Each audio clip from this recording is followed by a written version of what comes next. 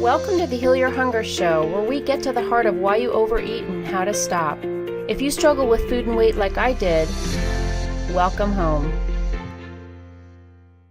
Okay, welcome everybody to the Heal Your Hunger Show. So happy to have you here. It is a great day to be alive, and I am over the moon excited about this guest, as you will be in just a few minutes as well. If you're not already, most people know of my guest, and so it's really such an honor to have him here. Welcome, Dr. Mercola. Well, thanks for having me. Yeah, it's awesome. And it was great to meet you recently. I want to just invite people before we get into our interview to jump over to the Secret Sauce group on Facebook, the Secret Sauce to End Emotional Eating. You can go there and continue the conversation. I'd love to see comments in there about my interview here with Dr. Mercola and some of your thoughts and experiences about what we talk about here today. So be sure to be a part of that. That's where we continue the fun, and that's where you get community with other people who know what it's like to be powerless over a cookie. So great to have you there, joining us there. But back to my guest. Oh my goodness, this is like a dream come true, Dr. Mercola. This is really such a beautiful thing. It was so wonderful to meet you recently, and to hear you and to learn about the newest things that you're, into, because you never, no grass grows under your feet, and you're always doing some amazing research and coming out with, the next thing we need to know about to protect our health. So for those of you who happen to not know Dr. Mercola, he's the founder of Mercola.com, which is like the resource to go for holistic health and natural medicine, and to really learn about what's going on. You get the completely unbiased opinion, and it's opinion. It's not opinion. It's the truth about your health and the research and how you can be healthier and how you can sidestep the traps of hype when it comes to being healthier in every which way. And Dr. Mercola has written so many books on so many different topics. It's dizzying, in fact. But I just want to read a little bit, Dr. Mercola, if I may, from your website, which is your mission. It comes from your mission statement. And he says his mission is really to make you as healthy as you can possibly be, which involves providing the most up-to-date natural health information and resources that will most benefit you, and exposing corporate, government, and mass media hype that diverts you away from what is truly best for your health, and often to a path that leads straight into an early grave. So no beating around the bush with Dr. Mercola. So yay. Thank you for that. Thank you for your passion for helping people heal. Well, you're welcome. It's my mission. It's my passion. So it certainly is. Yeah, and you mentioned that we have unbiased information, and that's true. But even more accurate would be it's uncensored. And that's particularly appropriate now because, as many of your viewers and listeners may understand or realize, is that Google has decided to censor this type of information. And we've been the most visited natural health site on the entire World Wide Web for over 15 years. And they not only took out our site, I mean, you cannot find our site unless you put Mercola into your search query. So if you just search for anything like the dangers of NutraSweet or aspartame, you won't find my stuff unless you put Mercola after it. Even though prior to the censorship, we were the #1 item. I mean, you could almost type in almost any word in health you can think of, and we'd come up in the top few, but not anymore. And it's not just us, it's other people. So that's really tragic from my understanding, because in Mindshare was a great example where we met, and I had literally, not exaggerating, no less than 12 people come up to me and tell me their lives were changed because of information they read on my site in the last 20 years, or someone they loved, their life got saved and they didn't die needlessly or prematurely. So that information is still available on our site. The internet is still up, so you can go to our site directly at Mercola.com. And we have a daily newsletter. But if you're searching for something, please don't use Google anymore. You got to go to sites that you trust, and ours is one of them. And we've been up for 22 years. We've got thousands and thousands of sites on anything you want. So it's a good place to start. It absolutely is. It's always where I go. I want to know what you have to say about this, what your research shows, because that's where I know I'm going to get the real poop, if you will. Yep. So, Yeah, so we were talking, when we recently met, and you were really a big proponent of these bands that help our bodies, and I'm going to get into that in just a minute because it's such powerful information, and I Mhm. clearly, as we discussed before the show, I clearly need it. So Yeah, I'm almost. curious. Yeah, almost all women need it. And you're, yeah, I would say, classic illustration of a typical woman. And you're not really engaging in a lot of strength and exercises that's causing you to have muscle mass. And and it's certainly anyone over 60. So we'll talk about the reasons why it's so important. Yeah, that's super cool. You did mention aspartame and NutraSweet, aspartame and Splenda, and I know you've written a book on that. I just want to go there real briefly on, Mhm. and hear about your thoughts about that. Because, emotional eaters, we're trying to stop eating sugar. Sugar is like our nemesis. It's hard to stop eating sugar. So we go to sugar substitutes. I'm a Mhm. big fan of stevia. I think stevia is God's gift to emotional eaters because every sugar substitute seems to kill you in one way or another. So, can we talk about NutraSweet and Splenda for those who are still imbibing, if you will? Sure. So what I like even better than stevia, though, is monk fruit. Monk fruit is great. Yeah, and specifically the Lakanto brand, Lakanto. I have no Okay. financial relationship with them, but the vanilla and the English toffee are the best. The other two flavors aren't too good. But yeah, if you like stevia, you'll love monk fruit. Oh my Yep. gosh. I've tried it and I do enjoy Yeah, it. so I wrote a book called Sweet Deception. I think it was in 2007, 13 years ago now. And Johnson and Johnson and Johnson, who've since that time been awarded multi-billion-dollar claims against them for their crimes against humanity. But at the time, prior to my writing the book, they got a word that I was writing a book exposing the dangers of Splenda, which wasn't well known in the early 2000s. But it was very clear from the evidence in the literature that it was another deception and fraud, which is why we wrote the book Sweet Deception. It primarily focused on Splenda, but gave the whole background of artificial sweeteners, including aspartame. Um, and they wrote me a 20-page letter warning me that if I was to publish this book, that they would sue me out of existence. It was from one of their New York law firms. Wow. And needless to say, we spent a few extra months shoring up the references and make sure we were bulletproof, and we were, and they didn't sue us because everything we said in there was true. But it's essentially, you want to stay away from artificial sweeteners because they're they're going to cause you harm in the long run, and they're not going to provide you with any major benefit. The reason you gain weight is not because if it's an excess of calories, it's really about not only the type of food you're eating, but the timing of your food. And is in the early 2000s, I was fond of giving people my first advice to maybe not necessarily them, but someone they know who is interested in getting healthy was that the first thing to do is stop drinking soda and fruit juice and replace it with water. So now that's certainly number one, but number two, probably very closely behind it, is to compress your eating window. That is such a powerful intervention. It is almost metabolic magic. And even if you didn't change the quality of your food, if you just restrict the eating window to, I would say, 6 hours, and like today, I'm only going to eat in 3 hours. That's it. I started at 10:30 and finished at 1:30, and I won't eat tomorrow until 10:30. And once you do that, you become metabolically flexible. Your body can seamlessly change between burning fat or sugar as a primary fuel. The vast majority, I would say 85% of the population, cannot do that. They have lost the ability because they're eating continuously around the clock. Most people eat by the time they wake up to the time they go to sleep. And when you do that, you are just sabotaging your health. You were never designed to eat that way. Our ancestors never did.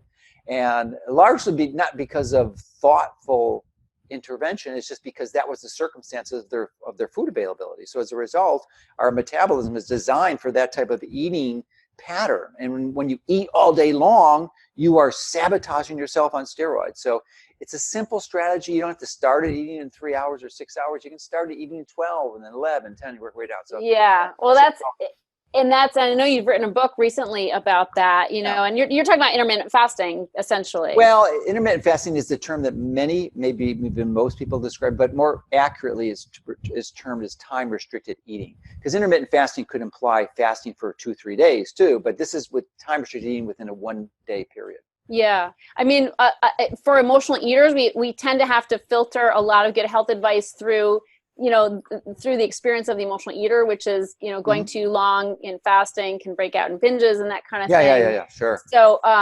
certainly I know for myself, I feel great if I do have at least 12 hours between my dinner and my breakfast. That's the bare minimum. Yeah. Yeah, bare minimum for sure. But yeah, that's awesome. I mean, I know you've done so much research on this. Let's pivot and talk about those bands, because I do want to be stronger, and I don't want to atrophy. So, and I'm not a gym rat. I've only just started going to the gym with a friend of mine, and I'm not totally averse to it. You don't have to go to the gym. Well, I know that's what's so wonderful about this news that you have. Well, you don't.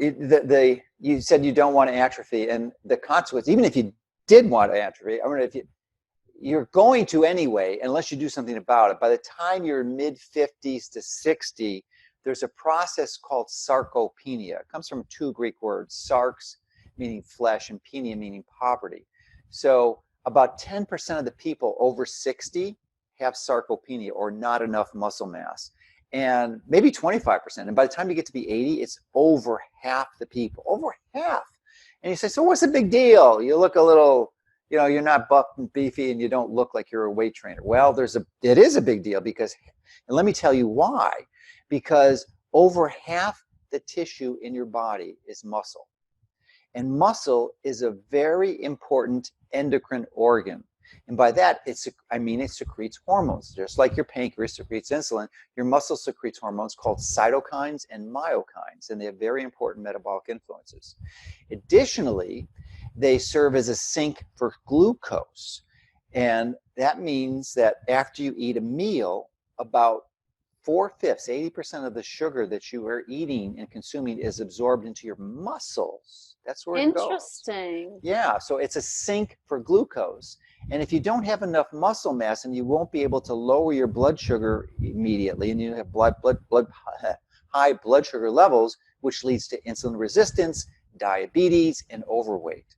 So that's a really important consequence, and one of the reasons why you want to have muscle mass, because it will make it far easier to control your appetite and be metabolically healthy and decrease insulin resistance.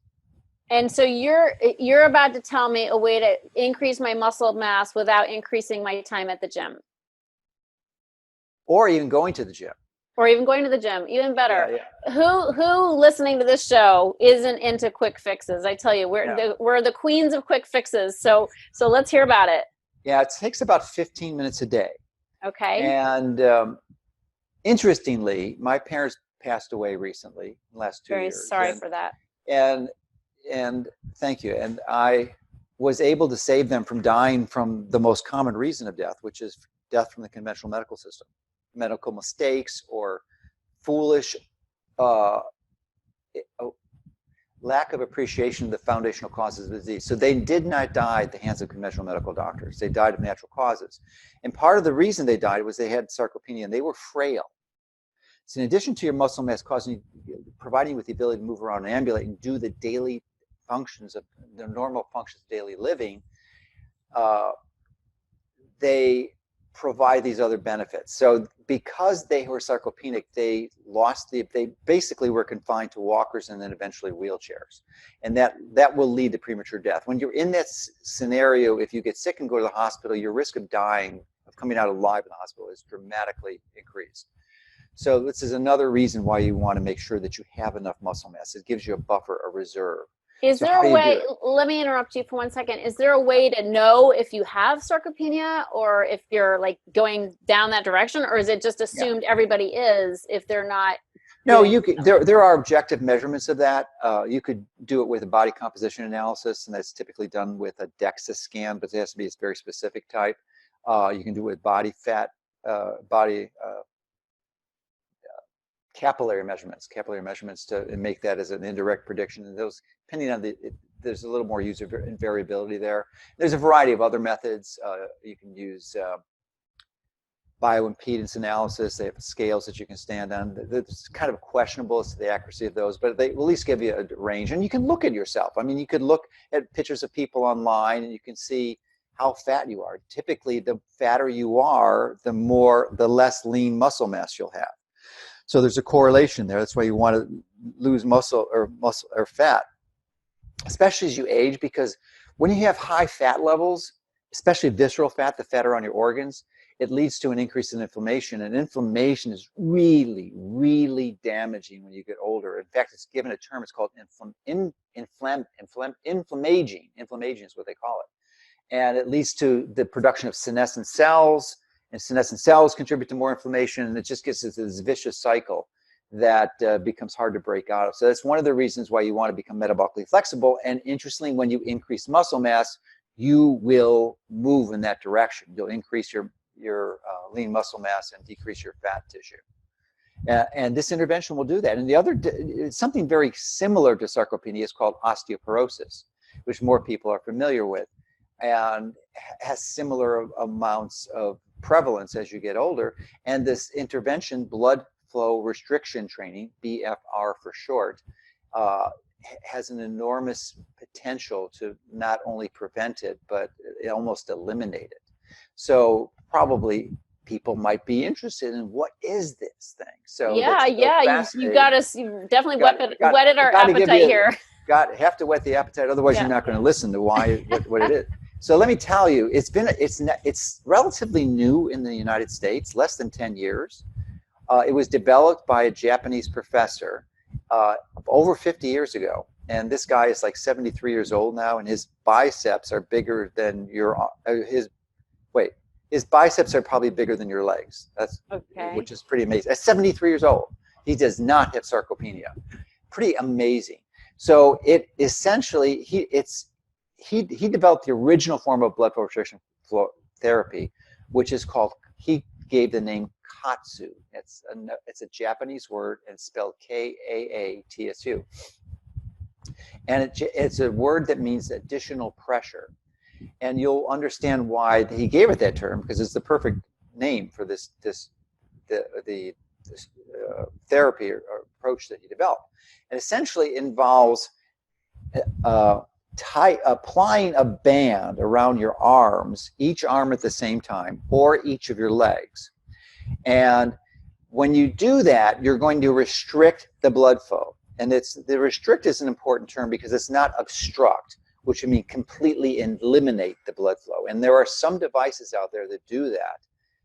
And that's called blood flow obstruction training. And there's many physical therapists who do that. And I strongly disagree with that, because that increases potential risk, like blood clots and hypertensive sounds crisis. Terribly dangerous. Yeah, and it's because it is dangerous. But the Katsu bands are really thin. They're only about an inch wide, and they're elastic. They bend. So it almost eliminates the risk of a blood clot or developing a hypertensive response that could result in a stroke.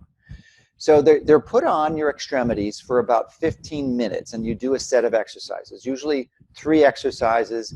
Each set consists of about 3 different movements, like a bicep curl, a triceps, and maybe shoulder presses. And you're doing them about 90 repetitions. Now, normally, prior to this intervention, the only thing that we were aware of that could increase your muscle mass effectively and consistently was conventional strength training. And that is defined by the American College of Sports Medicine, is moving weights in the range of 70 to 85% of your 1 rep maximum. So if you could do a bicep curl with 50 pounds, then you would have to do multiple repetitions of somewhere between 70 and 85% of that, like 10 reps a few times. That's a lot of weight for most people, and almost all elderly people are just simply unable to do that. Or if you're injured, or if you're disabled, you can't do it. So that you're between a rock and a hard place, if that's your only option. But the blood flow restriction training, because of what I'm going to talk about in a moment, allows you to engage in this activity with somewhere between 20 and 30% of your 1 rep maximum. So to give you an idea, for most people, like for you, for your bicep curl, I think you'd be working with 7 pounds. That's it. In each arm. And that's doable. You can imagine that's like basically a half a, well, a gallon, well, almost a gallon of water in each hand. Well, I do 5 each right now. So I guess on bicep curls? 7. Yeah. Okay, well, you could do 5 pounds. It might be 5 pounds, and there is no magic. The number is what the number is based on your specific biological requirements, and you can figure it out. You just go to a gym where there's a lot of weights and see what the most you can do, and then you just figure out 1/5 and either divide by 5 or 4, and that's your number. It's really easy to do. If you can only lift 20 pounds, well, then it's divide by 5. It's 4 pounds. That's it. So simple to figure out. But anyway, the reason you probably are wondering why that doesn't make sense. Why would it work? Well, there's a number of reasons, because when you apply these bands, you're creating an environment in the exercising muscle that essentially has low oxygen tension. So that does a lot of interesting things. Primarily, it produces so many hormonal byproducts of that function. The primary one, though, is it increases, because of the lack of oxygen, there's a response of something called HIF-1 alpha, and that HIF-1 alpha is short for hypoxic inducible factor alpha. And that is a really important hormone response because it stimulates another hormone called VEGF, which is vascular endothelial growth factor, which is essentially fertilizer for the blood vessels in your body. And there's like 3 important tissues in your body where it's going to really give you the benefit. 1 is in your muscles. 2 is in your brain, so that you tend to get less likely to have a stroke or Alzheimer's, or if you had a stroke, your recovery is going to be massively improved. And then your heart. And in fact, this is so effective for improving myocardial circular or vascularization that it's a primary rehabilitation tool in Japan for cardiac rehab. Wow. They use Katsu training for cardiac rehab. So those are now the reasons you want to increase the blood flow circulation to your muscles is because there are specific muscle fibers in your muscle. There's basically 2 types. Type 1 muscle fiber, which is a slow fiber. It's usually done for endurance, long distance training. And then you have the fast twitch fibers, which are more anaerobic or function without oxygen. And as associated with these muscle fibers are stem cells, or we call them satellite cells. And the satellite cell has to be activated to get muscle growth and muscle strength. And the problem is, once you get to be 55, 60 or older, the blood flow, the microcirculation, the capillary growth around these stem cells is radically decreased. It just slows down with age. And the capillaries become further and further apart. And there's like very limited blood supply, so you can't get oxygen to these stem cells. You can't remove the waste products, and they don't work. So when you engage in this activity, you're just essentially fertilizing all the growth, and they start growing again, and then they start working, which is just magic. But not only that, so you've got the microcirculation. And in fact, there's an English physician from the 17th century, Dr. Thomas Sydenham, who's described as the English Hippocrates, and he says a man is as old as his arteries, and this will help you make your arteries young again. So it's really, really important. But then you remember we talked about the type 1 and type 2 muscle fibers. Well, when you have this restriction going on, there's not a lot of oxygen there. So those type 1 fibers that require oxygen, the slow twitch fibers, they give out real quickly. So then if you're still going to move those that make that muscle work, you've got to engage the type 2. And it's the type 2 that actually causes your muscle to grow really big. And part of the reason they do that is that they don't require oxygen to function. They require an alternative fuel, which is glucose. And the glucose normally, once it runs and there's oxygen, it shuttles that down to acetyl-CoA, and the acetyl-CoA goes into the mitochondria, which uses oxygen to make ATP. But if that oxygen is not there, instead of going to acetyl-CoA, it goes to lactate, and you might have heard of lactic acidosis or lactic acid building up in your muscles. Well, this will cause it to build up to real high concentrations, because when you've got the restrictions on, the band is on tight enough so you still have enough arterial blood flow. Remember, it's not obstructed like these other bands. You got 50% of the blood flow still coming in, so you're getting oxygen in there, but not a lot. But the venous return to the heart is completely shut off, so it just builds up. And the lactic acid builds up higher and higher, and your muscles actually become, it feels like it's burning, and it is, because the lactic acid is an acid. And actually, interestingly, because the lactic acid builds up, it creates an osmotic gradient, and that can be dangerous. So your body wisely shuttles water in, and when you're doing this, your muscle will, in the 15 minutes, will grow like 1.5 inches in that 15 minutes. And that's due to the water, not the blood flow, but the water. And so the lactic acid builds up, and that has a lot of really great benefits. And one of them is it increases growth hormone and insulin growth-like hormone factor 1, which causes the muscle growth. And it inhibits a negative regulator of muscle growth, which is called myostatin. So it's a myostatin inhibitor.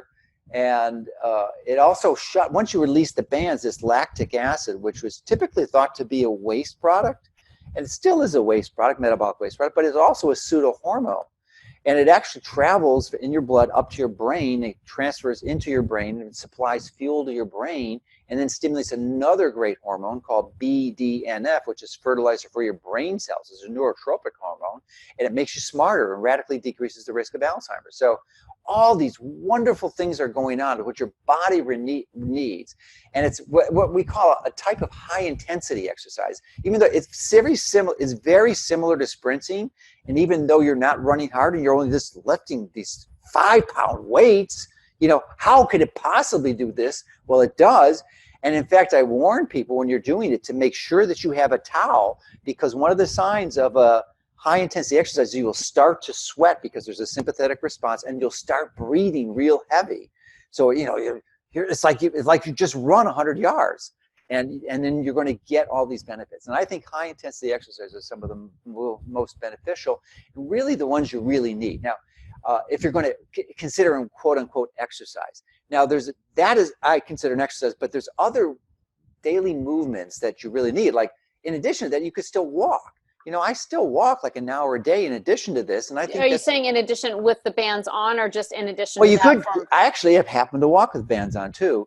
But that wasn't what you meant. You meant this is a form of exercise. Another form of exercise that's independent, because the bands, you could do it to the point where they're tight enough to get the same type of benefits I just discussed, but they can be a little looser, and you can walk more comfortably for longer periods and just get a little more bonus. But even if you didn't apply any bands, the walking is going to provide enormous benefit. It's not like either or. Ideally, you should do both. Yeah. And if you're pressed for time, the way I justify it, I take my shirt off, I walk on the beach, I get sunshine, I'm grounding, I'm walking in the ocean, and I'm also reading my Kindle. So I'm doing a lot of things at once that are benefiting my health. And being outside in nature is a good thing too.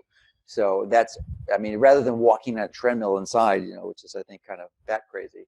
But anyway, so that's just another synergistic component you could add to this. So now, if you want more information, I've written a lot of books, as you referenced. Many of them are bestsellers, and I have a new book coming out in the winter on EMF.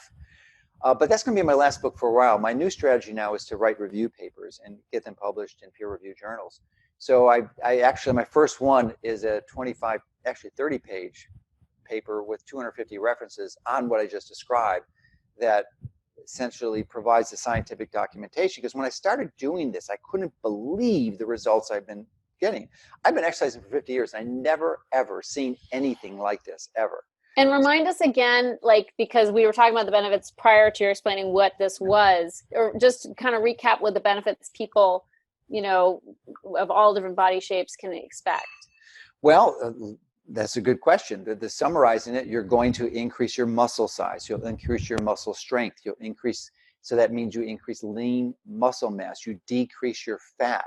You improve your metabolic flexibility. You decrease insulin resistance. You improve insulin sensitivity. you have better control of your glucose levels, and your brain improves, and you actually essentially are immunizing yourself against future chronic degenerative diseases, any inflammatory diseases, because your inflammation levels go down. Your likelihood of heart disease radically reduces. Your likelihood of stroke or Alzheimer's radically decreases. And those are both diseases that are in epidemic proportions, and there's not as much evidence with the cancer. There is evidence in cancer. I mean, certainly with exercise in general. So you reduce your risk of cancer. So your leading causes of death and disability are radically decreased. And okay, so you're not going to die as quickly, but what good is it if you're living and you're 80 years old and you're in a wheelchair and you can't think and you don't know your children? So from me, the most exciting benefit is that it essentially extends your health span, the time at which you're going to be living with full vitality, the vitality you had as a middle-aged adult, hopefully when you were healthy, and being able to have the full range of functions and mental clarity that you had at that time. And to me, that's very exciting. And it's a pretty small investment of only 15 minutes a day. And because you're doing it at such a light weight, unlike high dose, not high dose, or conventional strength training where you're doing really high weights, you can only do that a few times a week. I mean, you have to rest. You can't do that every day. You'll dig yourself into an early grave. This, because it's such a light weight, you don't cause as much muscle damage or tension, so that you could do it every day. And it's an easy thing to do. And ideally, you want to start light, go and then gradually increase it, because you don't want to discourage yourself by getting hurt, becoming really uncomfortable initially. So there's a lot of information. We have a website, a link on one of our pages on our website called BFR, which is short for blood flow restriction training, BFR.Mercola.com. And if you go there, you can sign up for a report that is not out yet, but will be very shortly. Actually, this weekend I'm finishing it up, and I've just shot some videos a few days ago to teach you how to do this, because it literally is like 3 or 4 hours of information. We're giving it away for free. I mean, I could have written a book on this, but I just don't want to write books anymore. I mean, it's a long, intensive process, and we're just going to write it and give it away for free. That's beautiful. Wow. Yeah. So people, and by the time people are listening to this, it sounds like it'll be available, so they can get these, and you're showing people how to do it. Yeah. Not only showing them, so it'll be probably about 15 pages of written instructions on how to do it, then another 20 pages of why it works, so sort of a expanded scientific summary of what I just reviewed, and then videos on how to do that, and links to how to get the bands, and the weights that you want to get, and even consider Katsu equipment, which is probably the best way to do it, but it's kind of pricey at about $800. But the bands for your arms are only $15. Wow. And obviously, it would be useful to do it with weights. And many people have weights, so it's not an issue. But if you don't, and you didn't have any weights at all, and you wanted to buy a set, you could probably get every weight you need for less than $150. I bought, are you kidding me? I bought on Amazon 3 different sets of weights, I think maybe 3, 5, and 8 or something, on Amazon for like $30. No, I know, but those are the light weights, and everyone should have those. I'm absolutely, even if you can lift really heavy weights, the 3-pound weights still come important for shoulder raises and presses. But when you get, most people are going to need to go to 20 pounds, so you need a 2, 3, 5, 7, 8, Gotcha. 10, 12, 15, 17. So you just keep working your way up to that. Yeah, and if you don't need to weight at that point, you just, for you may not, that's all you may need for a while, but eventually as you get bigger, you add the extra weights. And you don't want to go up in 5-pound increments, like from 10 to 15. That's too much. You want to stop at 12, because that's a big difference between 10 to 15 to 10 to 12. So as you get used to the weights, you do want to intentionally increase the weights. Yeah, because you're going to get stronger. You're going to get bigger, and you can actually. And I encourage people to get, if you may have had one already, some people do, especially if they're measuring their waist circumference, is to get a little measuring tape. But one that's integrated into a little handheld device with a spring loaded, so that you can easily put it in there, wrap it around, and just press a button, and boom, you have an instant measurement. It's not digital; it's just it's an analog tape, and you can just look at your pre-muscle size before the exercise, and then measure it right after when you take the bands off, and you'll be shocked. And then but it's the mental confidence that starts exuding from your body. You feel so self-empowered and strong and be able to, basically do the things you do, like take a heavy bag of groceries out of your car and walk up 3 flights of steps. I mean, that's what you want to be able to do. You don't want to be handicapped and disabled and crippled. You want to be able to engage in these activities well into, you were designed to do this until you're over 100 years old, maybe Amen. 110. Yep. So, and if you don't, like, especially if you don't start doing something now, you're not going to be able to do that, and you're going to be disabled. And then when you're disabled is not the time to do it. If you're already there already, then you don't have a choice, but you want to be proactive and prevent that. And if somebody is thinking, well, I do already have some health issues or whatever, can I do this too? It will improve, right? You see, there's no question the food that you eat and your sleep are probably more important than exercise. But most people understand that if they're watching your or following you on your site.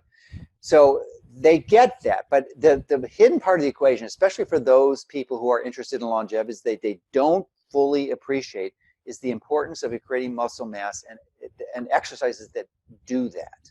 So and even if they do, they may think that's just conventional strength training, and that's not what's going to do it.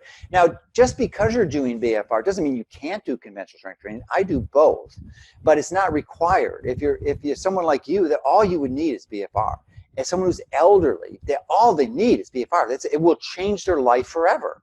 I mean, and if you feel you're doing good, you're 34 years old, you may not need it because you're already fit and you're already busy. Fine. Your parents need it. Someone you love and deeply care about is going to benefit from, and their life will be changed forever because they learned it and started doing it.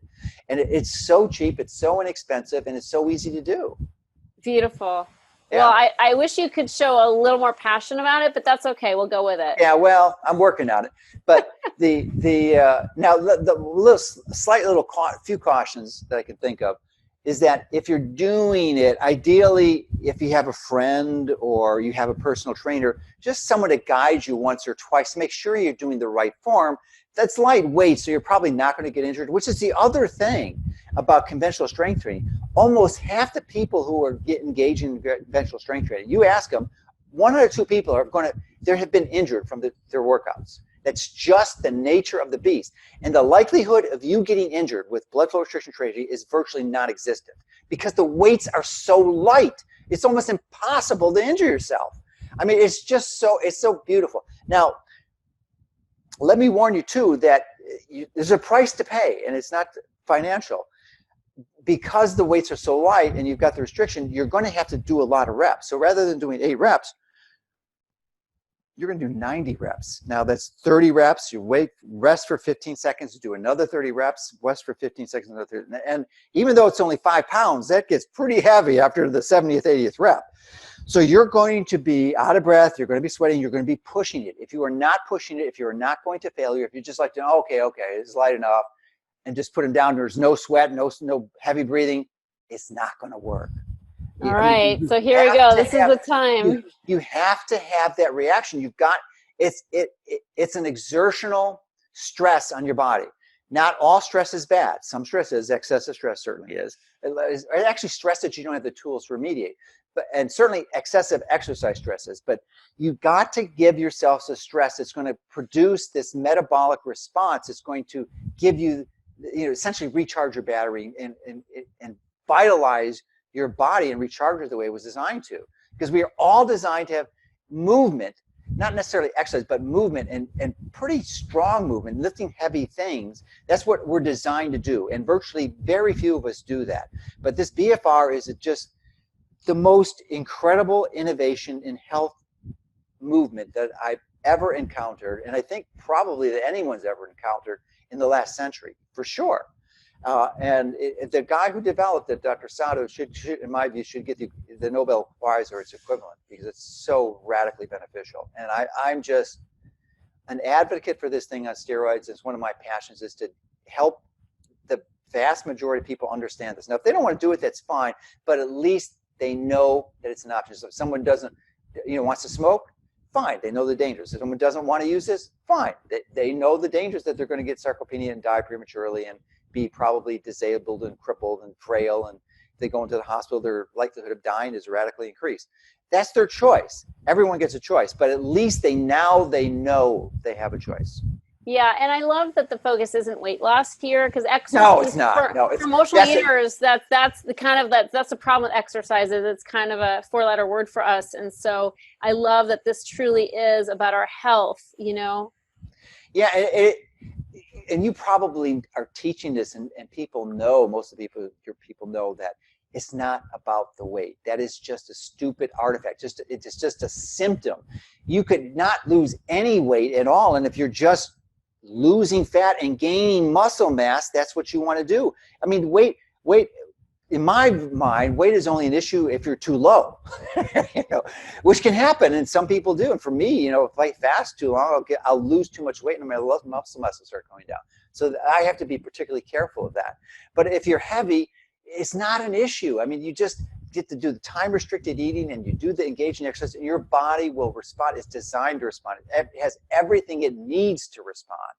So, I mean, I know there's emotional challenges, and that's what you're specialized in, and those need to be addressed. But from a biological perspective, if you give it what it needs, it's just going to provide you with what you want. Beautiful. Love it. Well, thank you so much for bringing this amazing thing to light. I mean, it seems so simple. It almost seems too good to be true. It is. Yeah, people are wondering that. Perfect summary. Yeah. So that's great. And thank you for all your resources that you're providing. So give us that address again. Yeah, the address is B, like in boy, F as in Frank, R as in rabbit, bfr.mercola, mercola.com. Okay. And if it's not there, don't be sad, because it will be there very shortly. You'll get a free subscription to our newsletter too when you do that. And there's a lot of good stuff. We have like a newsletter comes out every day with only 3 articles. So it's the best of the best. We comb through hundreds of articles just to find those 3 and write extensively about it. So it's good stuff. Always trust Mercola.com. So thank you so much for bringing this and for your passion and the amazing work that you do. And you look great, by the way. I mean, it's everything you're doing or speaking about and writing about. Obviously, you're practicing, and it's showing. Yeah, well, it's changed my life. I mean, it really is probably the most exciting thing I've done this year that changed my health. I mean, in a remarkable physical way. And I can't tell you how many people that I haven't seen for a while and said, whoa, you really changed. I said, well, thank you.